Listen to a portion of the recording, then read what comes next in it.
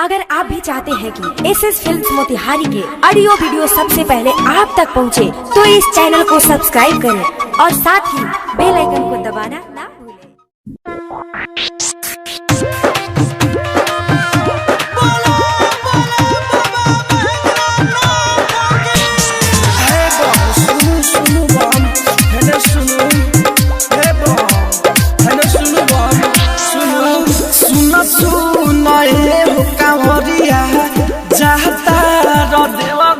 घरिया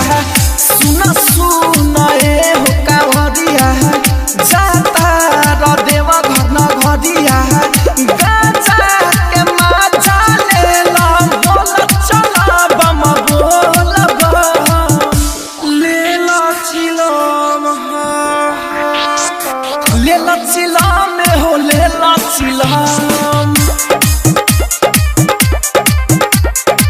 ले ला चिलम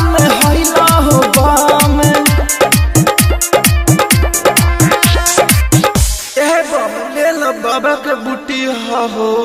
हट मार दे पैसा नहीं के एको चिलमिया पा एको तफीरी बा